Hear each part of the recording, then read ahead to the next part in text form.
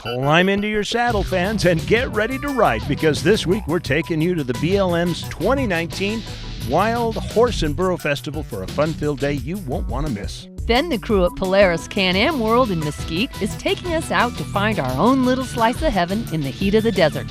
Finally, everyone's familiar with a local skateboard park, but how do you transfer that sport into the wild? We'll show you this week, and it's all headed your way right now on At Your Leisure.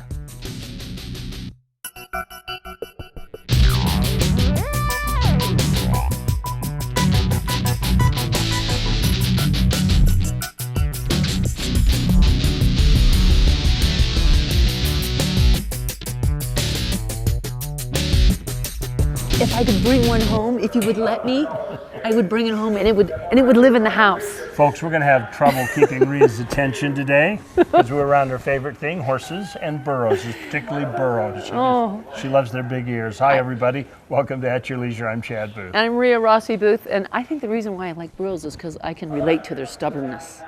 Yeah, because I live with you. I thought it was because you were going to say you are stubborn yourself.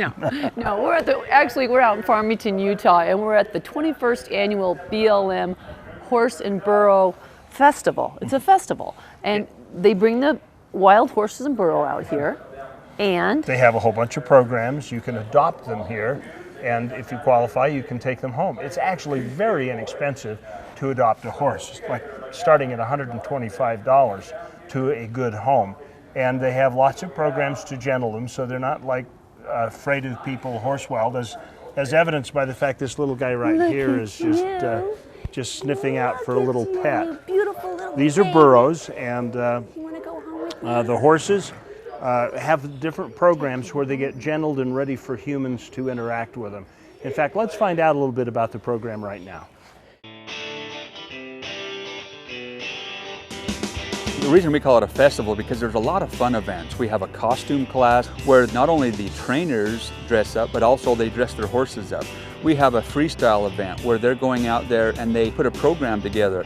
They're doing everything from laying the horses down to having them jump over barrels, jumping into back of cars, over obstacles. It's just a fun event. So when we got her, she was real wild, and you could barely touch her.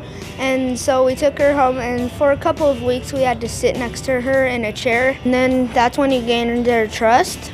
It's hard. It's hard at first, but then it gets easier along the way. I had the idea because we were just looking at costumes online, and so then I liked the night one, so we did Knight and a Dragon.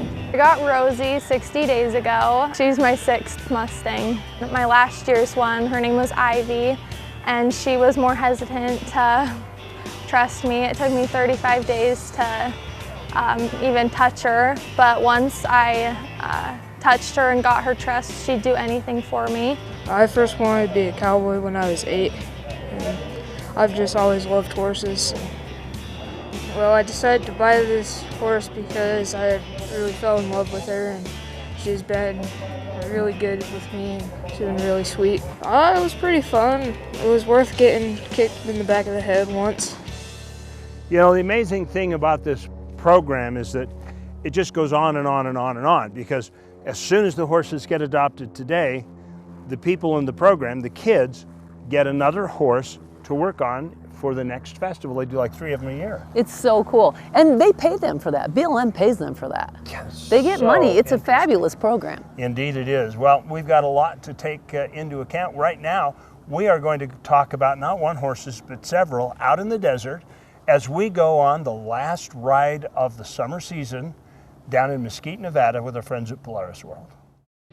Welcome back to At Your Leisure, everybody. We're out here in the holding pen for the BLM Wild Horse and Burro Festival.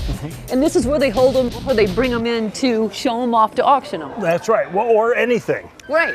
And so while a lot of the Horse and Burro Festival is a lot of show, it's competitions, it's showing training with both kids and adults, and they have fun things, you know, like costume stuff. And they dress the horses up too, That's and right. the burros. And we'll see that in just a minute. But the real purpose of what this is all about is adopting horses and getting them off the range. And it's a big undertaking for the BLM, but it's a very important mission for them. So let's find out a little bit about the adoption process. The TIP program is called the Trainer Incentive Program, and that's allowing everybody from youth to adults to people to help BLM find homes for these horses. At the same time, it's putting money in either wannabe trainers or trainers that are learning the trade to earn some revenue for all of their efforts. Through the youth program, kids were getting paid anywhere from $400, $500, $600 to $1,200 in fees, and that's all part of the Trainer Incentive Program, where they get paid for their effort to find a home for the horse. If they're interested in the Trainer Incentive Program, they have to fill out an application with our partner called the Mustang Heritage Foundation, and they fill that application out and prove that they have the facilities to care for a horse. Then they can go to a facility, pick out an animal, and they can gentle that. And so when they find an adopter, then they'll actually get paid $1,000 for their efforts to find a home for that horse. And so those trainers are getting paid for their effort and their training. We have adopted horses throughout the years just for our personal use. We have domesticated horses and we have the Mustangs. I felt like I couldn't really fairly represent the Mustangs, and if I didn't have the own experience myself. I've got one domestic horse left at my house.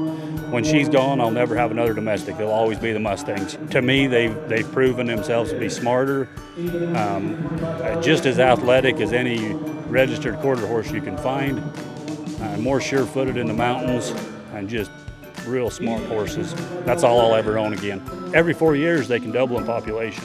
The depleted ranges are horrible. Come fall, they're gonna be pretty bad. They're out of water. These horses are starving. Life on the range is tough. It's difficult. It's not rainbows and butterflies, but if we can ever get them in and get the horses a strong foundation, their future is so bright. So far we talked about the business end of this BLM festival, but now we're going to get to the fun part. That's true. We've got a lot of activities in front of us that are kind of the dressing on the cake, where they have just a lot of fun things going on and really show the horses' personalities off. But right now we're going to go away to our Along the Way. You know, everybody thinks of a skateboard park in the neighborhood and says, oh yeah, that's fun. But how do you translate that sport to the wild? Welcome back to At Your Leisure. One of the favorite things that I look forward to at the Wild Horse and Burro Festival is this costume contest. This has been so much fun. It is so cute. They dress up their horses, and then the trainers are dressed up, and then they have a theme. This year they have like Wizard of Oz. Twice, and they didn't even know that the other, that was so cute how they were competing. How dare you wear the same tin cap to this ball, you know? It's like two women in a dress, right? The horses don't mind. Neither do the burros. No, I think, I'm not sure if I'm more impressed with the burro that's dressed up as a racehorse or the horse shark. Yeah, the burro is adorable. Now, so if you wanted to have something really interesting, you would trade the trainer on one of the Wizard of Oz, who is the tornado, and put him with the shark, and then you'd have a Sharknado. Yeah. Well, while that's trying to process, let's go ahead and take a look at our contest winner. This week's contest winner was submitted to us on Facebook by Nancy McCracken. Congratulations, Nancy. You're the lucky winner of a clearly tough windshield. Clearly the toughest windshields on the market. And it looks like you're also going to win a $100 gas and gift card to Eagles Landing, which is the only place to get that real gasoline, 91 octane ethanol-free fuel. So be sure to call us to claim your prize at 801-947-8888. Now, let's take a look at our calendar of events.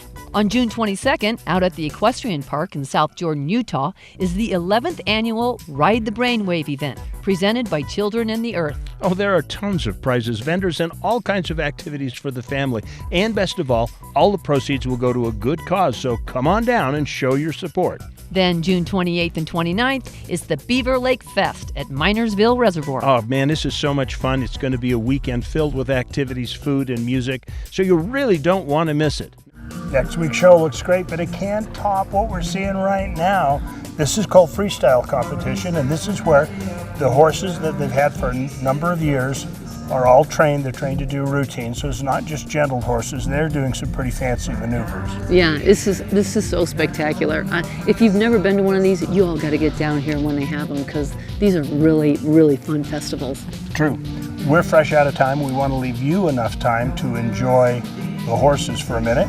So we're going to say, as we do every week, there's adventure around every bend. Get out there and create your own adventure At your leisure. All right, here are the horses.